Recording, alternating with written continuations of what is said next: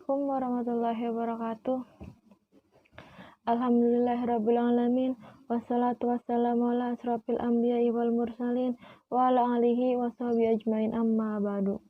Pertama yang saya hormati yakni dosen pengampu mata pelajaran manajemen berbasis sekolah, yaitu Ibu Dr. Rita Areni MM beserta keluarga.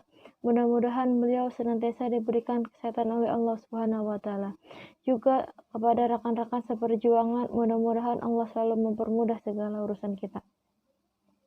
Baiklah, perkenalkan, nama saya Sri Wulansari. Saat ini saya semester 7 di Pancasakti University, Pondok Gede, Bekasi. Di sini saya akan membuat video penjelasan tentang dari makalah yang telah saya buat yang berjudul Budaya dan Lingkungan dalam Manajemen Berbasis Sekolah. Video ini saya buat untuk memenuhi sebagian persyaratan penilaian mata kuliah manajemen berbasis sekolah. Baik, langsung saja di sini saya akan menjelaskan tentang budaya dan lingkungan dalam manajemen berbasis sekolah. Adapun poin-poin nanti yang akan kita bahas, yang pertama yaitu tentang pengertian budaya dan lingkungan sekolah, juga tentang prinsip-prinsip manajemen budaya dan lingkungan sekolah. Juga yang nanti akan kita bahas ada asas-asas pengembangan budaya dan manajemen lingkungan sekolah. Kemudian karakteristik budaya dan lingkungan sekolah, sasaran dan tujuan pengembangan budaya dan lingkungan sekolah, dan yang terakhir ada manfaat pengembangan budaya dan lingkungan manajemen berbasis sekolah. Langsung saja, yang pertama akan kita bahas itu tentang pengertian budaya dan lingkungan sekolah. Di sini pengertian budaya terlebih dahulu yang akan saya jelaskan. Jadi secara istilah, budaya dapat diartikan sebagai pola pikiran. Maksud saya pola perilaku, kesenian, kepercayaan, kelembagaan, dan semua produk lain dari karya dan pemikiran manusia yang mencirikan kondisi suatu masyarakat atau penduduk yang ditransmisikan bersama. Jadi itu pengertian budaya secara umum. Dan jika kita berbicara tentang budaya berbasis sekolah, jadi di sini juga diterangkan bahwa budaya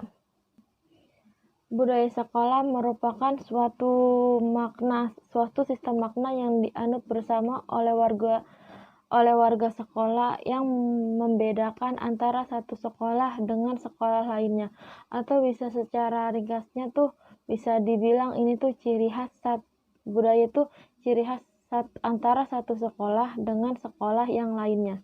Jadi kurang lebih seperti itu ya. Kemudian yang akan kita bahas selanjutnya itu tentang lingkungan sekolah. Jadi terlebih dahulu saya akan menjelaskan atau memaparkan tentang lingkungan secara umum. Jadi di sini dijelaskan bahwa lingkungan merupakan kesatuan ruang benda, gaya, daya, keadaan, dan makhluk hidup termasuk manusia dan perilakunya yang mempengaruhi kelangsungan perkehidupan dan kesejahteraan manusia serta makhluk hidup lainnya. Jadi kalau lingkungan itu kan bisa mempengaruhi individu. Jadi kalau misalkan kita berada di lingkungan yang benar, maka kita pun insya Allah akan menjadi termasuk orang-orang yang benar. Jika kita berada di lingkungan salah seperti lingkungan narkoba, lingkungan mabuk-mabukan, maka secara tidak langsung kita pun akan terjerumus ke dalam lingkungan tersebut. Tapi itu kan lingkungan secara luas. Jika kita berbicara tentang lingkungan pendidikan, di sini dijelaskan bahwa lingkungan pendidikan meliputi kondisi dan alam dunia ini yang dengan cara-cara tertentu mempengaruhi tingkah laku kita, pertumbuhan, perkembangan, atau life process. Kemudian di sini juga dipaparkan tentang fungsi dari lingkungan secara umum. Jadi di sini dijelaskan bahwa secara umum fungsi lingkungan pendidikan adalah membantu peserta didik dalam interaksi dengan berbagai lingkungan sekitarnya, utamanya berbagai sumber daya pendidikan yang tersedia agar dapat mencapai tujuan pendidikan yang optimal. Jadi kurang lebih seperti itu tentang penjelasan dari lingkungan sekolah. Kemudian kita beralih ke pembahasan selanjutnya, yaitu tentang prinsip-prinsip manajemen budaya dan lingkungan sekolah. Di sini ada 10 prinsip tentang manajemen budaya dan lingkungan sekolah. Yang pertama yaitu berfokus pada visi, misi, dan tujuan sekolah. Yang kedua, penciptaan komunikasi formal dan informal.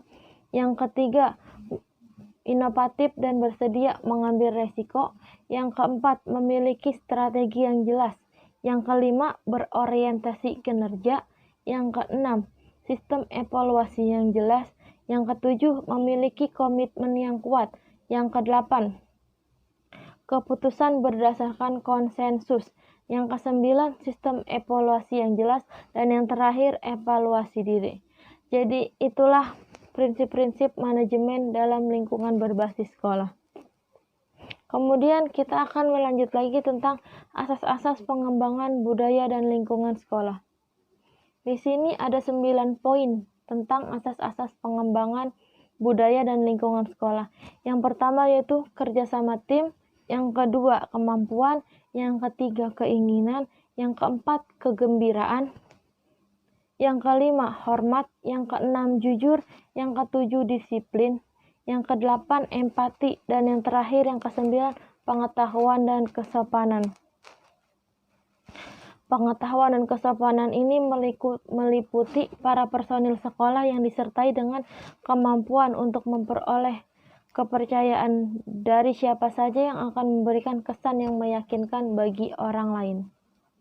Kemudian yang akan kita bahas selanjutnya yaitu tentang karakteristik budaya dan lingkungan sekolah. Di sini ada 4 karakteristik tentang budaya dan lingkungan sekolah. Yang pertama yaitu budaya sekolah bersifat khusus. Artinya budaya sekolah ini memiliki pola komunikasi, sejarah, sistem dan prosedurnya masing-masing. Terus kemudian yang kedua adanya budaya sekolah pada hakikatnya stabil dan biasanya lambat berubah.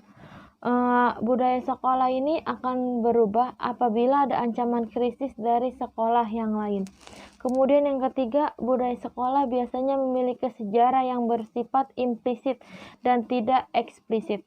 Kemudian yang keempat, adanya budaya sekolah tampak sebagai perwakilan simbol yang melandasi keyakinan dan nilai-nilai sekolah tersebut.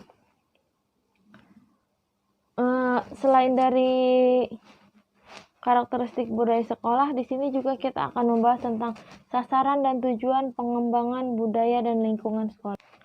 Kemudian yang akan kita bahas ialah manfaat pengembangan budaya dan lingkungan sekolah. Jadi dari manfaat pengembangan budaya dan lingkungan sekolah ini ada dikelompokkan menjadi beberapa, itu jadi tentang ada manfaat budaya sekolah, jadi ada juga tentang yang manfaat tentang individu ataupun kelompok. Jadi di sini yang pertama saya paparkan ialah tentang manfaat budaya sekolah itu tersendiri. Jadi budaya sekolah itu bermanfaat yaitu pertama untuk satu, identitas. Jadi identitas ini merupakan ciri atau karakteristik organisasi atau lembaga. Kemudian yang kedua itu ada pengikat atau pemersatu. Seperti jadi kan ada orang yang bahasa Sunda bergaul dengan orang Sunda atau dengan orang lainnya, dan juga kayak misalkan ada satu anak nih hobi dengan bermain bola, jadi dengan pengikat ini anak tersebut pun akan bergaul dengan yang sesama hobi main bola, seperti itu. Kemudian ada source kayak seperti inspirasi. Kemudian ada sumber penggerak dan pola perilaku. Ada juga kemampuan meningkatkan nilai tambah, pengganti formalisasi seperti kayak olahraga yang tidak dipaksakan, seperti itu ya. Atau kayak misalkan ada ekstrakurikuler lain tuh yang nggak semua anak tuh bisa dipaksakan, jadi cuma sukarelawan aja kayak gitu. Kemudian kalau misalkan tadi kan kita berbicara tentang manfaat budaya dalam sekolah. Kalau misalkan bagi individu dan kelompok itu kurang lebih manfaatnya seperti ini. saya akan paparkan ya. Yang pertama ialah meningkatkan kepadanan kerja, pergaulan lebih akrab, disiplin meningkat, pengawasan fungsional bisa lebih ringan, kemudian muncul keinginan untuk selalu ingin berbuat proaktif. Ada juga belajar dan prestasi terus, dan selalu ingin memberikan yang terbaik bagi sekolah, keluarga, orang lain, dan diri sendiri. Jadi dari semua pemaparan yang di atas itu, di sini saya menyimpulkan bahwa budaya sekolah adalah nilai-nilai dominan yang didukung oleh sekolah atau pegangan yang menuntun kebijakan sekolah terhadap semua unsur dan komponen sekolah, termasuk stakeholder pendidikan, seperti cara pelaksanaan pekerjaan di sekolah, serta asumsi dan kepercayaan dasar yang dianut oleh personil sekolah. Jadi mungkin hanya ini yang bisa saya jelaskan. Kurang lebihnya saya mohon maaf apabila dalam penyampaian saya ada kata-kata yang kurang tersusun ataupun ada kata-kata yang kurang enak didengar. Jadi jalan-jalan ke Taman Mini singgah sebentar membeli kuaci. Penjelasan saya cukup sampai di sini. Lain waktu kita sambung lagi. Cukup sekian dari saya. Wassalamualaikum warahmatullahi wabarakatuh.